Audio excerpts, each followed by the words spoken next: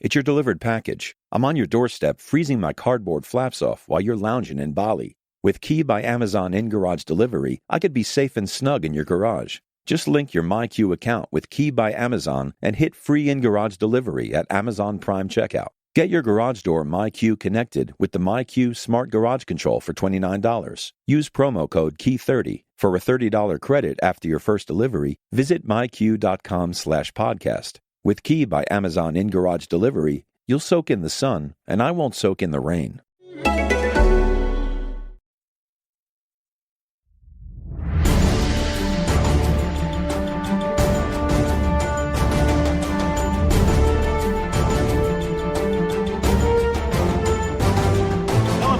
This is Steve Pienaar from NJ Advanced Media, and welcome back to the Rutgers Rant. Joined as always, Keith Sargent, James Cratch.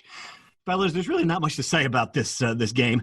28-21 loss to Nebraska. This is a cool stat, though.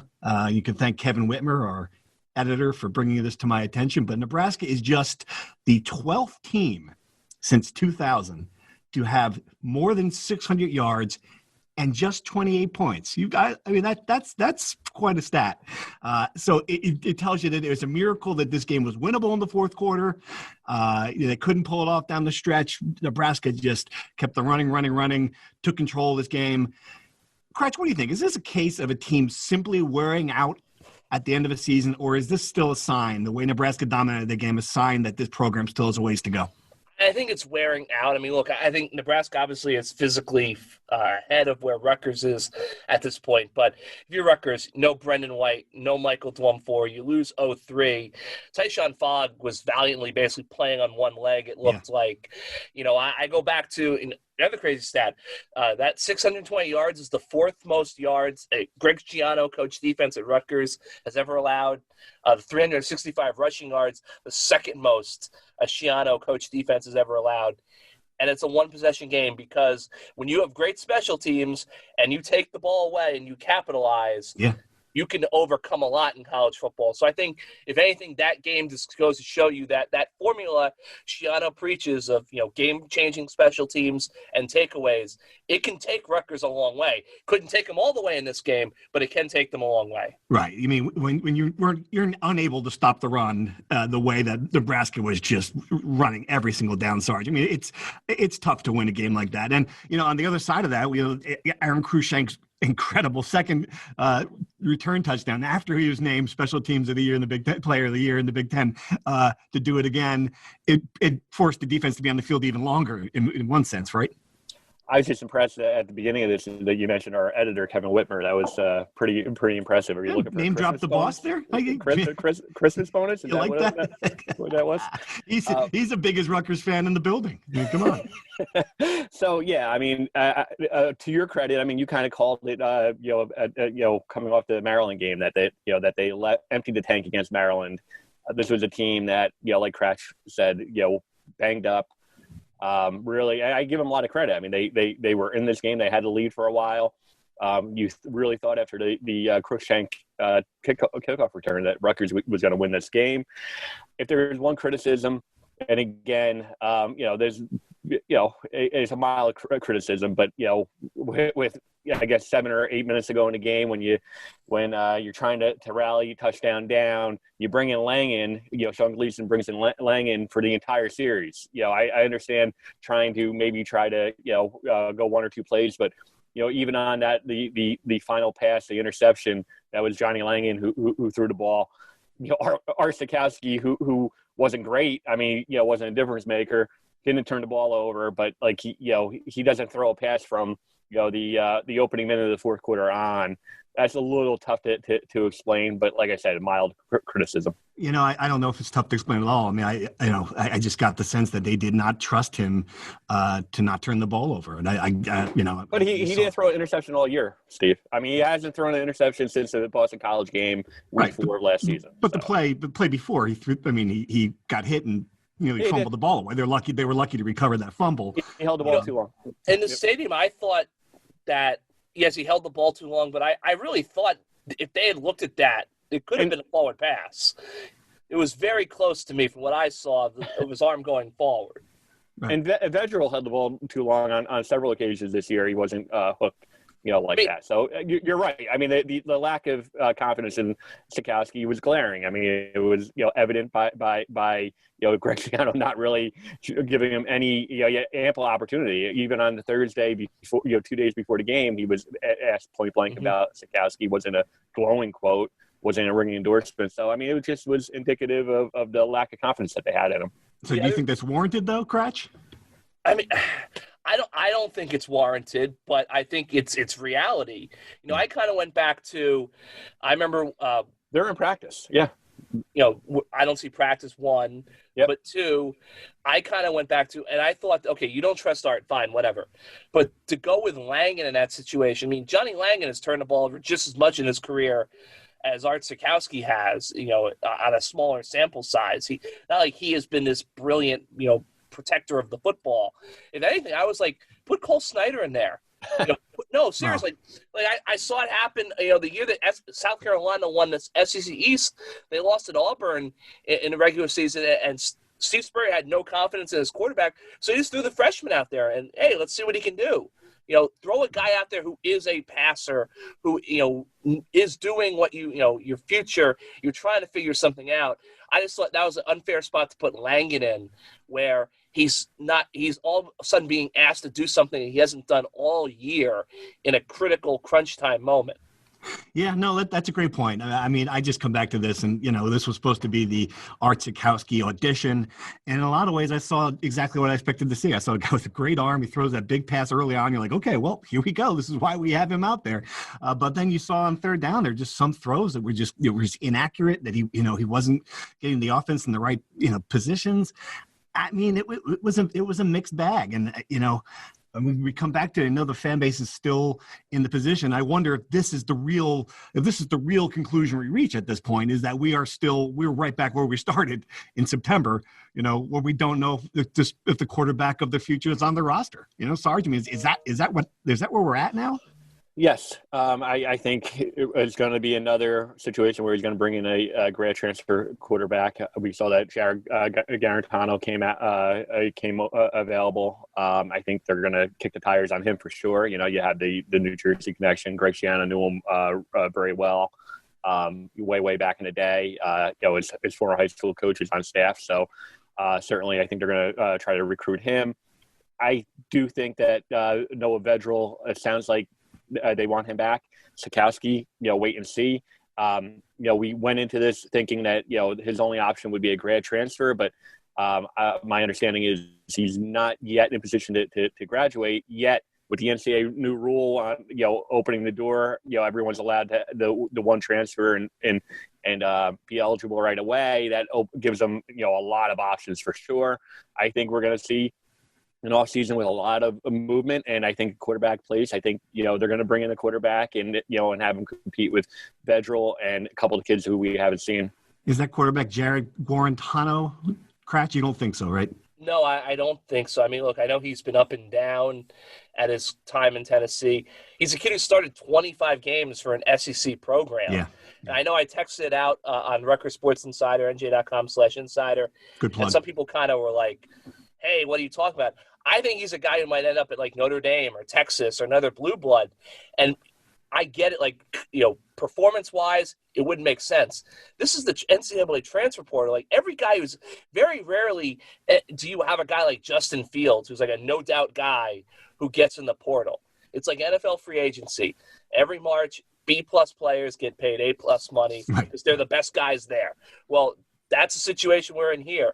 Jared Garantano might be the best quarterback in the transfer portal this offseason, even though he was a guy who was so inconsistent at Tennessee.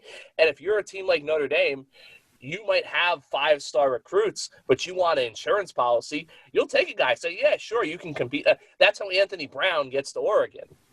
At worst, he's a really good backup with experience. So I don't think that he'll be here, because I don't know how much interest he'll have in coming here. Rutgers will have in coming him. And I think at the end of the day, just better options are going to be available for him than Rutgers. Right.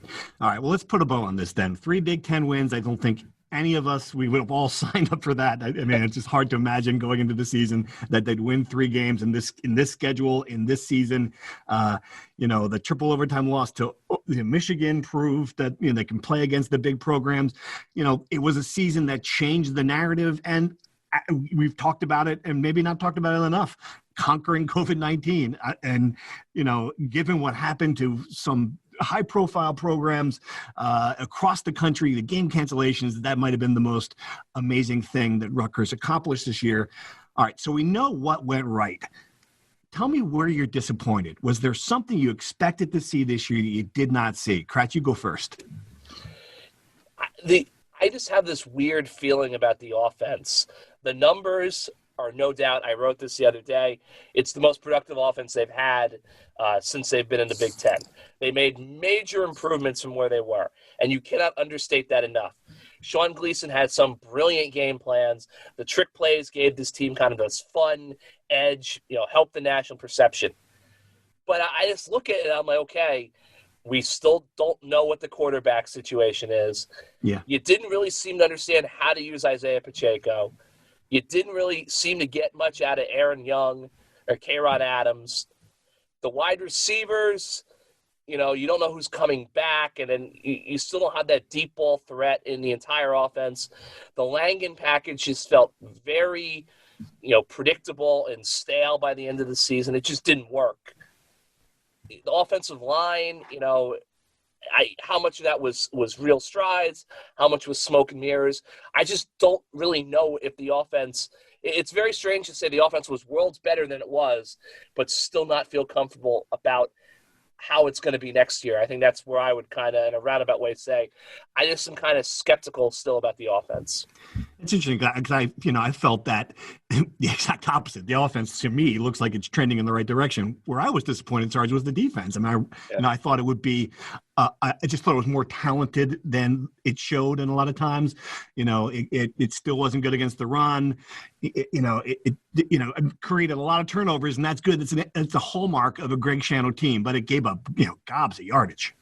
Yeah, I think that's where the nine games in 9 weeks had its toll. I mean, we talked about it, even before the year. We said it after the Michigan State game that this is a team that, because of what he did in the transfer, portal, bringing in all those, transfers who were eligible, bolstered the defensive line. That gave them the chance to compete. That gave them a legit Big Ten caliber starting defense early on. But I think, it just became a grind. You saw Brendan White, you saw Fatikazi, you saw, the entire, almost the entire linebacker core getting banged up. I think injuries, I think the 9 games in 9 weeks really took their toll. Again, I'm, if there's one criticism, I kind of echo what Crash said, and to be really, the amount of playmakers, I don't know who they're going to hang their hat on. I go into every, season saying, well, who are the guys who are going to be the playmakers? I thought it was going to be Pacheco. He kind of regressed late in the season. Melton, I think, obviously if he comes back, and I see no, indication that he's not going to come back, but, he's one. But beyond that, I don't know if they really answer that question, like who are going to be the guys who are going to, be the difference makers, from an offensive standpoint in 2021. And you make a good point about the defense. Depth, of course, is still a major, maybe the major issue in the program overall. And that certainly, that was part of the reason. When you lose 0-3, when you lose Drum 4, you don't have a guy who can step in and replace him. All right, let's do some true or false for the last time in 2020. You know the rules. Dive right in. True or false, Greg Schiano will keep his entire coaching staff intact. Cratch, true or false? True? True. All right, Sarge? True. Oh, interesting. Well, I'm going to revisit that one. True or false? Isaiah Pacheco will turn pro. Cratch. True or false? False. Sarge? False. No, he's got a pro body. I'm going to say true on that one. I'll tell you why. True or false? Bo Melton is this team's MVP. Cratch. True or false? True. Wow. Sarge? True. Okay. Then I guess I know the answer to this one. True or false? 0-3 is this team's MVP. Okay, false. Sarge? Yeah, false. Okay. True or false? Ohio State is going to win the Natty. Cratch, true or false? False. Sarge? False. I tell you what, I had Northwestern plus 16.5. I tell you that they're not a national championship team, but they nearly, yeah. Anyway, true or false? Rutgers will go bowling in 2021. Cratch, true or false? Wow, False. all right. Whoa. Sarge. True. True. I think true as well. Let's start there, Cratch. I mean, you get 3 gimmies, not gimmies, but you get 3 very winnable games right off the start of this schedule is what they think it's going to be. Syracuse, Temple, and Delaware. You won 3 Big Ten games this year. Why don't you think it'll happen next year? I just look at the schedule, and you're right, like 3-0, definitely. But that's a tough schedule, guys. I mean, at Michigan, Maryland, at Indiana, Ohio State, obviously, at Illinois.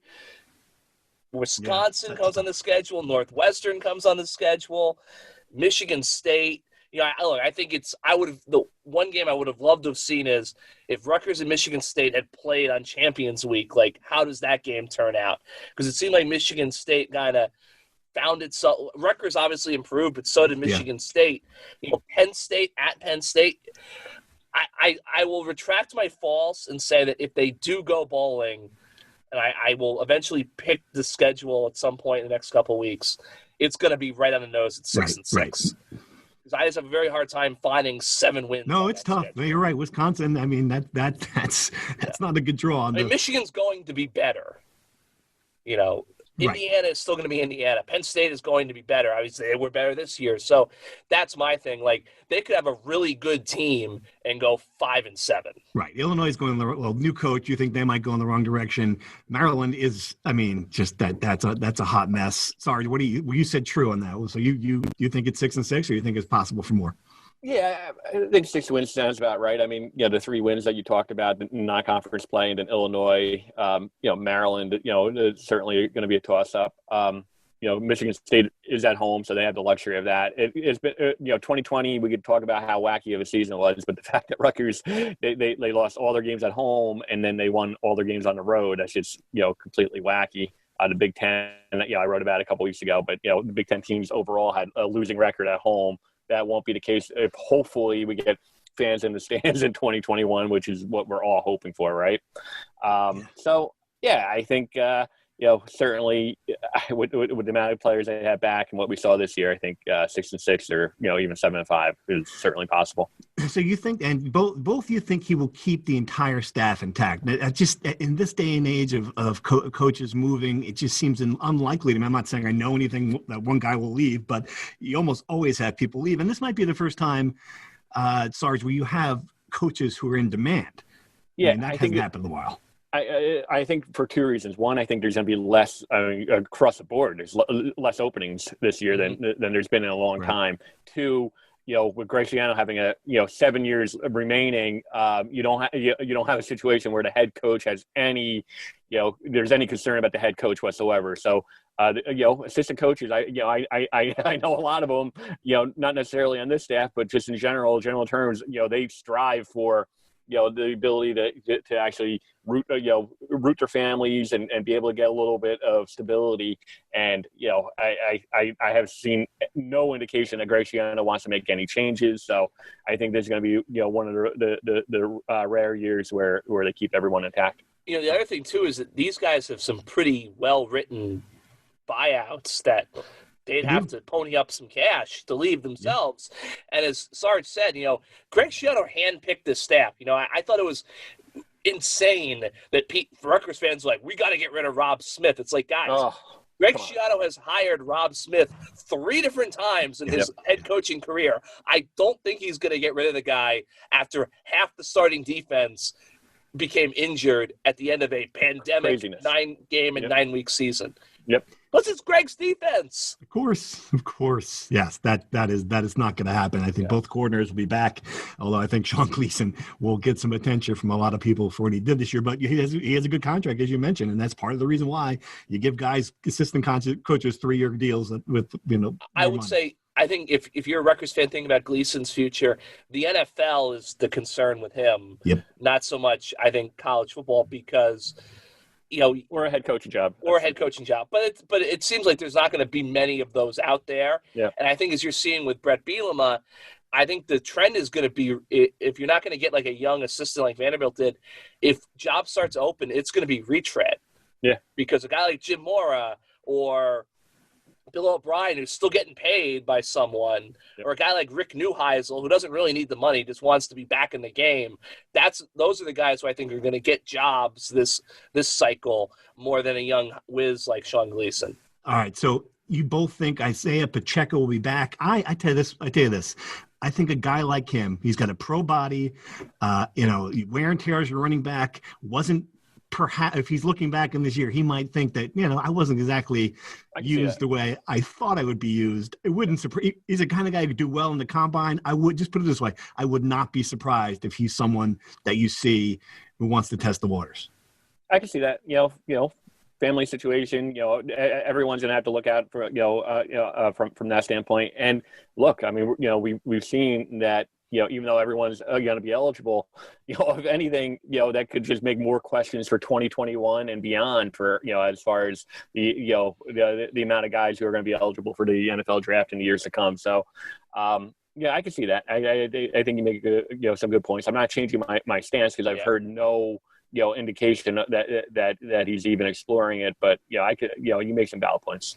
I think that obviously if guys want to go to the NFL, God bless, like that's a decision. As Sarge mentioned, there's a lot of different factors that go into it, but I don't think there's any player on this Rutgers team who I think after the season they had is a situation where they have no choice, but they have to capitalize on the moment. Like, 03. I think 03 is the one guy. He's probably the one guy, but look, 03 had a tremendous season. I voted him for him, for all Big Ten stuff. I have an All-America ballot. I'm sure he's going to be on there somewhere. I don't look at 03 and think this is a second-round draft pick in the NFL. This is a third-round pick. One for Mom and one for me. Hey, beautiful. Ulta Beauty invites you to see the joy this holiday season with top gifts for everyone on your list, including you. Discover great last-minute gifts like mini eyeshadow palettes from Juvia's Place, fragrance sets from Clinique, gift cards, and more. Shop in store, online, or try curbside pickup today. Ulta Beauty. The possibilities are beautiful. She sleeps hot, even when the weather outside is frightful. Jack Frost here likes it cool. Introducing the new Sleep Number 360 smart bed, now temperature balancing, so you can sleep better together. But will it keep me asleep? Yes, it intelligently senses your movements and automatically adjusts to keep you both effortlessly comfortable. Will I have more energy for holiday shopping? Does Rudolph have a red nose? It's the final days to save up to $700 on new Sleep Number 360 smart beds, plus special financing. Ends Thursday. To learn more, go to sleepnumber.com. Special financing subject to credit approval. Minimum monthly payments required. See store for details. I mean, that's just me. Maybe I'm wrong, completely misreading it.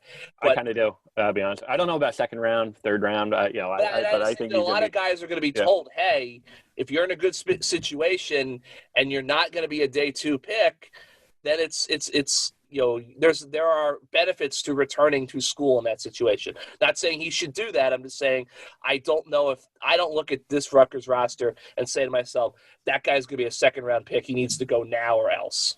You think he's going to gain that much by staying, though, Cratch? I mean, I get what you're saying. That's the other valid point, too. I think a guy like Bo Melton could gain something by staying.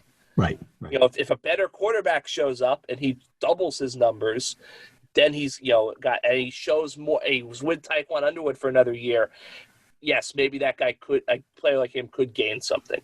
I think you're both wrong about Melton being the team MVP. I think it is 03 simply because he's just been the best player. And I don't know that there's one clear-cut guy other than Sean Gleason responsible for the offense being better. I think you can make a strong case that Noah Vedral for a while was responsible for the offensive being better as much as Bo Melton. I just think 03 was he was the captain. He was the strength of this team.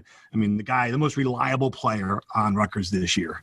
Melton had a couple of special teams plays that I also consider a touchdown, and I look at it as, every single scouting report game plan, you knew who the guy was that you're going to have to stop offensively for Rutgers. There was no other consideration. Toward the end of the year, he was doing end arounds, reverses. They really put a lot more on, onto his shoulders. And to me, I think he really got better late. And, I think it's a credit to him that, he was the focus of every single defensive game plan. The other thing, too, is that they had no offense against Maryland until the second half, and they just literally put the ball in his hands. Yeah. And it shocked them to life. Yep. That is true. Great point. All right, let's dive into some Rutgers Insider questions. I want to thank everyone who has subscribed, NJ.com/insider. It's a great Christmas present, Sarge, don't you think? I mean, if you're out there looking for someone who has everything, don't you think a subscription to the Rutgers Insider is the gift that you would want to give someone? 100%. Absolutely. Like, I mean, I might get one for my wife. Yeah. She didn't read anything I write. But I can see Oprah. If Oprah, you're getting a gift, a gift certificate. You're getting one. You're getting one. I can see that. We talked about the biggest factor we think is the team wearing down. Certainly, aside from that, Cratch. I mean, was there a scheme thing here, or was it simply as simple as the guys up front maybe weren't as good as we thought? What do you think? I think it was that. I don't think there was a scheme issue. I think that it's just this was a really long season, and we forget that, going into the season, we thought, hey, this Rutgers team, they don't have a lot of depth. There's still a talent gap between them and the rest of the Big Ten. I think that's still there. It's just, they kind of were able to overachieve early on and maybe kind of regress back to the mean down the stretch. All right, another good question. Will college hoops keep going after Trump declares martial law? Or is that the ultimate "are you screwed"? Sarge, what do you think? If they decide that they're going to put soldiers on the street, will we still have college basketball in 2021? It's kind of crazy. It's almost becoming like the NFL at this point with these college basketball. Like they are clearly trying to. And look, we haven't seen. I mean, there are going to be some programs that are going to do better than others, but the numbers are not going great. And as we start traveling even more, I still think that we're going to see periods during this season, not just at Rutgers, but just across the college universe where teams are shutting down. I think it all boils down to March, and can they get to that point where they can have some sort of semblance of an NCAA tournament? All right, here's a question from Jersey John, a longtime subscriber. I'm going to paraphrase for it, Cratch, because it's a long one. But just wondering why Rutgers, even in Schianos' first tenure, they had at least one very good to borderline greatest in program history quarterback in Mike Teal. Why do you think that they have not been able to get that A-level quarterback at Rutgers? That's a great question. I think it probably goes back to it, not to harp on our guy Chris Ash, but I think that the constant wheel of change at offensive coordinator is one issue, but the issue is that the philosophy always changed. If you think about it, Jonathan Lewis got recruited to run whatever the hell Drew Maringer thought he was going to run, and he's gone. So Jonathan Lewis gets the campus for Jerry Kill, who runs whatever it is that he ran. And then for whatever the stars kind of aligned where they came in, and John McNulty wanted to run a pro-style offense, and you had a pro-style quarterback in Art Sikowski. And obviously, Art struggled mightily. He was a true freshman. 18 years old. Yep. 18 years old. And look, you guys know, I said, that Art had got way too much heat for that season. But then all of a sudden, Chris Ash is now trying to save his job. So he goes and gets McLean Carter and brings him in, and they tried that. And then the whole thing blows up, and Nunzio is running his own take on the offense, and he's got Langan.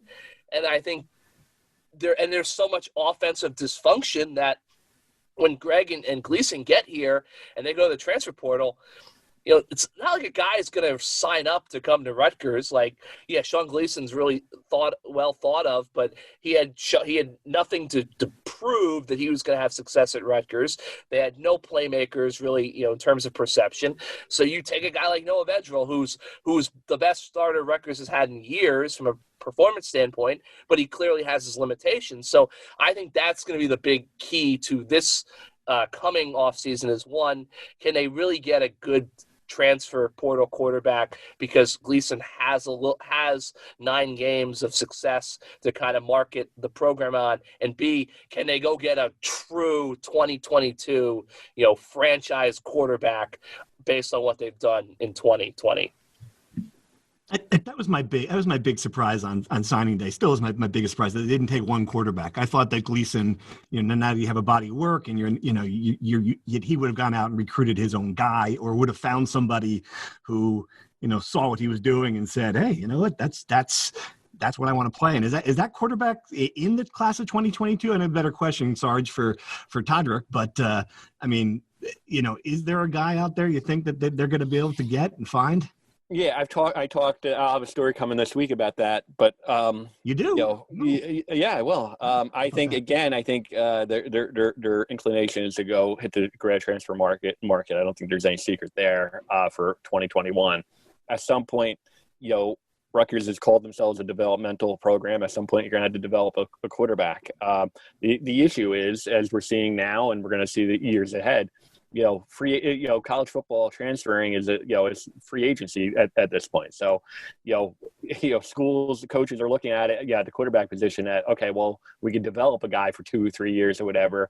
And it's not like the old days where those guys, after 2 or 3 years of sitting behind someone, that all of a sudden they're ready to step in. You could put all that time and effort in developing them, and then they leave because they want to have greener pastures. That's why quarterback might be the one, maybe even defensive line as well. Those are the 2 positions where you're going to see more and more colleges saying, okay, well, rather than developing a guy, maybe we hit the grad transfer market.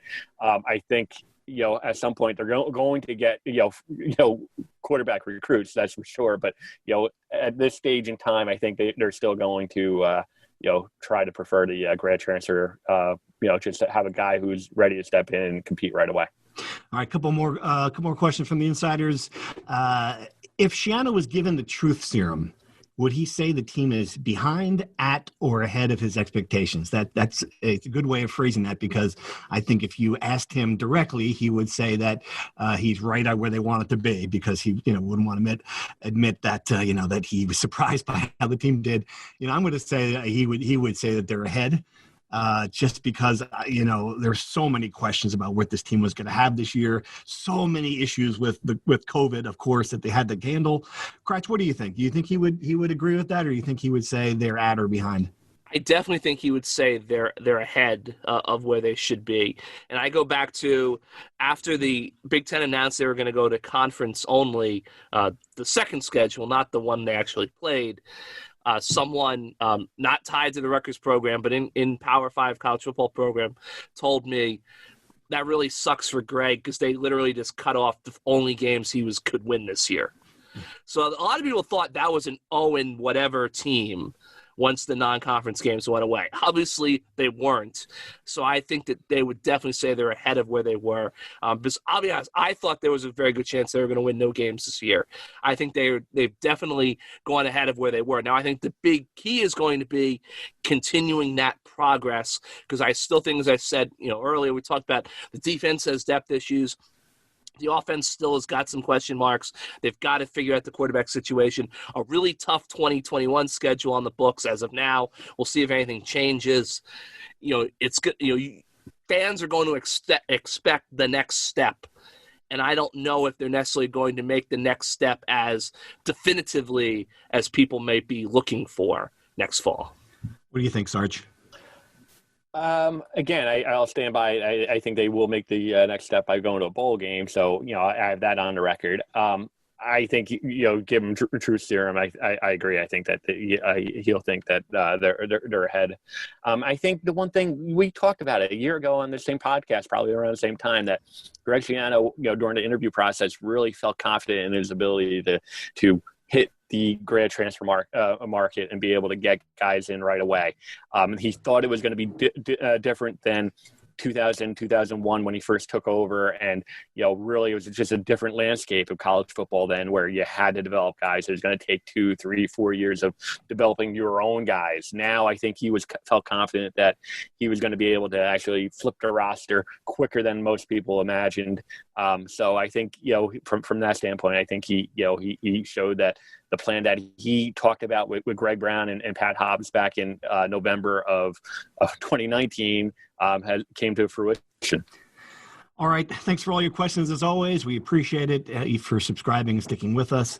All right. This is where we normally do predictions. We don't have a game. Do you guys want to, acknowledge that I nearly got the score exactly right again for the second straight week? Do you want to?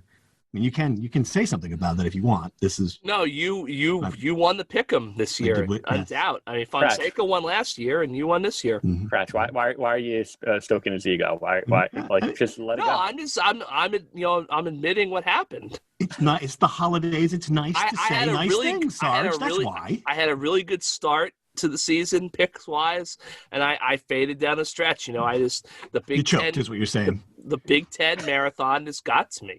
You did. You wore down at the end. You did. And that really is a true statement. There were a few times that we thought we were gonna have to get the paddles of life out to get you next week, but you're here. You got there. You got to the end. You made it. We all made it. He did. He grinded through. He grinded through. He chopped. He chopped the moment. You chopped it. You chopped November. There was. It was. I will say this, kind of a roller coaster season too. You go from the Michigan State win to everyone kind of expected, okay, you're going to lose Indiana, you lose Ohio State, but then those back-to-back gut punch losses to Illinois and Michigan, the Purdue win, you come back to the Penn State thing was I really thought you got to give Rutgers a lot of credit. That Penn State loss, after all the hoopla, much of it generated by us. To have a loss like that and to come get off the mat and beat Maryland in that emotional fashion, I thought that was really kind of the shining achievement week to week of this team's season. So you're saying that we hype them up sometimes? That was the turning point for the picks, of course. You guys thinking they're going to win that game?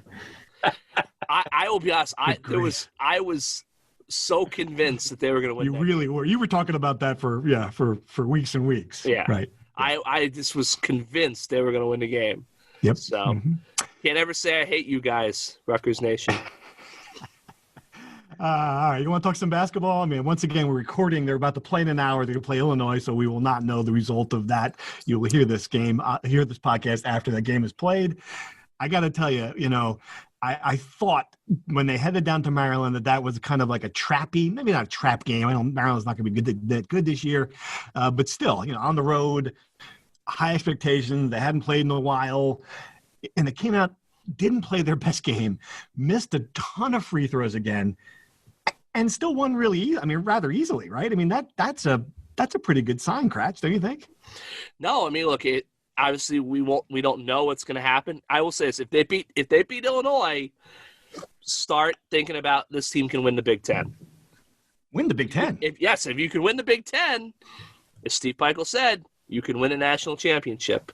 Sorry, he's doing it again. He just said he was guilty of drumming the expectation. And here he is, not one sentence later. Sorry, he's doing it again. He is. I'm not gonna say that they're gonna win the Big Ten, but I will say that one thing that we've seen is Ron Harper Jr. It's amazing. Can very well be in the conversation for All-America. Maybe Big Ten, certainly all Big Ten first team as well. He has a potential of being really a prolific player in Rutgers basketball history. I think we're seeing that arc of progression at this point where he's going to be have a chance to do what few other players in Rutgers basketball have done in a very long time. It's just amazing because it just seems like he's even a better, dramatically better than he was last year. I mean, if he hits that shot, the way he's stroking the 3-pointers now, and then he had a not a rough game. Obviously, he scored 27 points, but a difficult start to the game. Foul trouble. It seemed like it was going to be a bad whistle for Rutgers, and it really it at times was.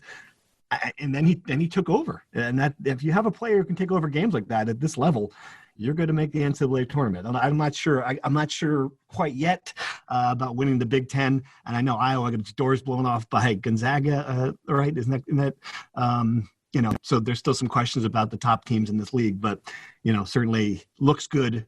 Good start. What else we got? Anything else, gentlemen, before we sign off for the holidays? Kratch, final thoughts? So I've said this before, and it's been wrong, but I do think it's going to happen. I think we might see a Big Ten wrestling schedule by New Year's Eve. Wow. Okay.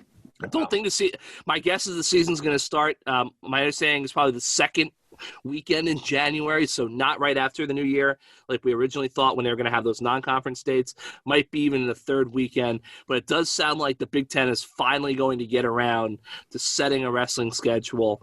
And my big question then is, okay, so when are all these other sports that you've said are going to be given the opportunity to play during a pandemic, like the ones that make you money, when are those games going to be scheduled?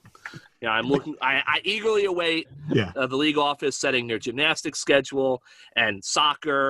Because they couldn't play soccer this fall, didn't have enough tests. But they wanted to go to football. We're gonna start playing soccer in 25-degree weather in Lincoln, Nebraska in February, I'm sure. So, looking forward to Kevin Warren's explanation on that. Yeah, good luck with that. Keep waiting. Are they going to have to wear masks when they're wrestling, Cratch? Are they going to be able to? No, I do not believe so. They will be in the daily rapid antigen testing. They would be, thing. And look, I will say this, and you might play this back to me in a couple of weeks. I'll be like, wow, that was really dumb to say. I am cautiously optimistic that wrestling can pull through just because, one, this is a sport that already deals with infectious diseases, in its kind of culture and preventing, skin diseases. But two, the way the schedule's set up where you have a set amount of competition dates, you can kind of huddle up, wrestling is okay with not wrestling for 2-3 weeks because they can just train inside their own programs. And then once you have the conference championships, it's not unexpected, especially if they cut down the field at nationals, to take every qualifier to St. Louis immediately and bubble them before, Matt Madness.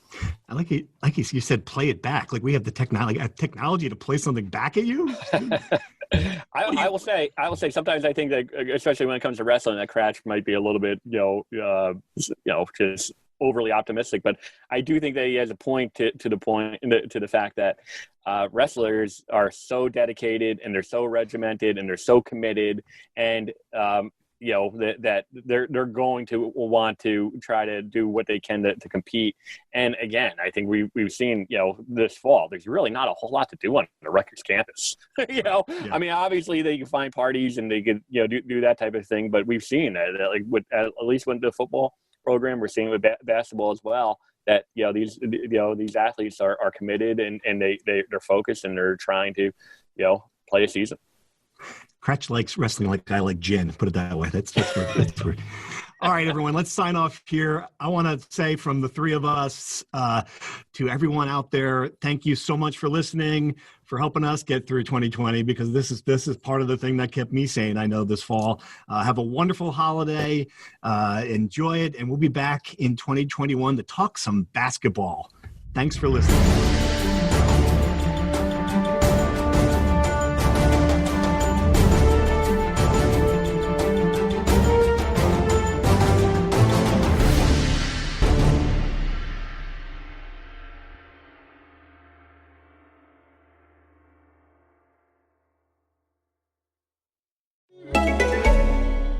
This holiday season, treat yourself. Treat yourself to candy. Celebrate the holiday season with the Holiday Crush. They've sprinkled candy with a holiday theme and fun-packed challenges every week for 5 whole weeks, finishing on January 4th. The more challenges you complete, the better your chances of unwrapping delicious rewards. So, are you ready to crush the holidays? Play the Holiday Crush now. Download it from the App Store, Google Play, or Windows Store for free. Terms and conditions apply.